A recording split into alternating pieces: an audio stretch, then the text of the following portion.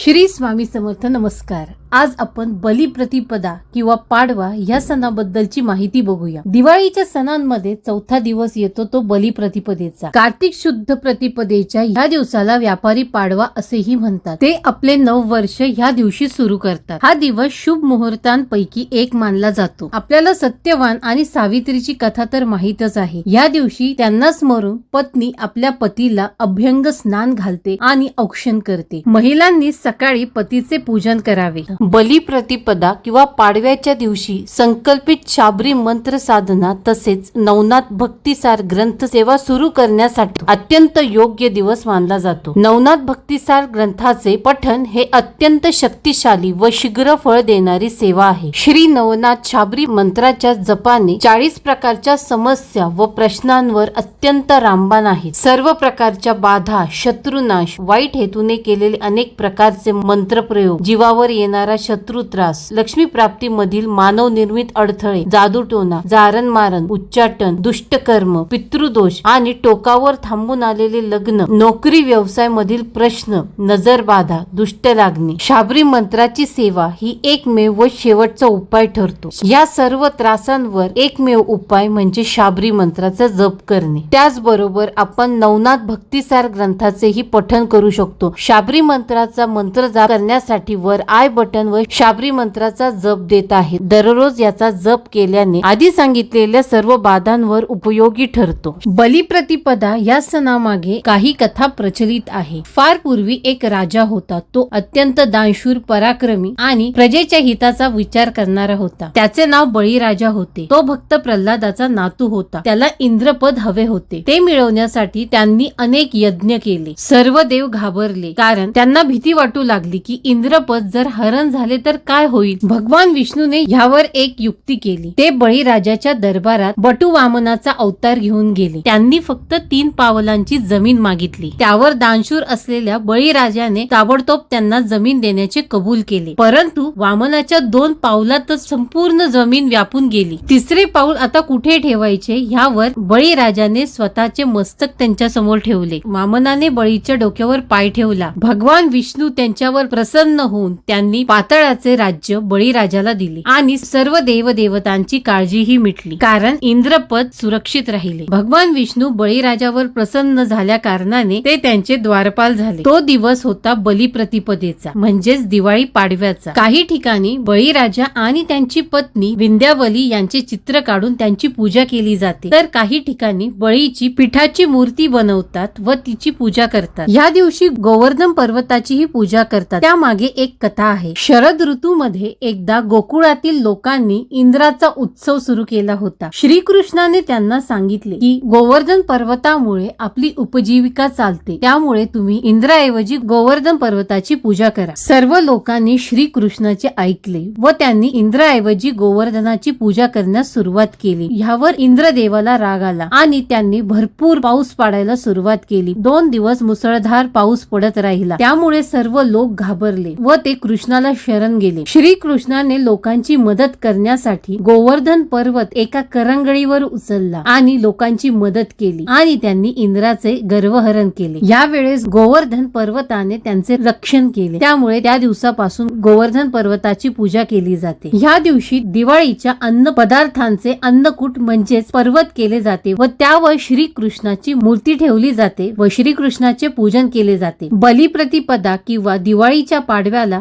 गोठ्यातील गायी आणि बैलांची ही पूजा केली जाते. त्यांना सजवले जाते व त्यांची मिरवणूकही काढतात. ह्या दिवशी दिन दिन दिवाळी, गायी म्हशी ओवाळी, गायी म्हशी कुणाच्या लक्ष्मणाच्या म्हणून अशी गाणी आणि ओळी बोलल्या जातात. गायीला आपण लक्ष्मीचे रूप तर मानतोच आणि खोंड याला कुबेर समजून त्यांची पूजा केली जाते. व्यापारी लोक पाडव्याच्या दिवशी नवीन वहीची पूजा करून जमा खर्च लिहिण्यास सुरुवात करतात.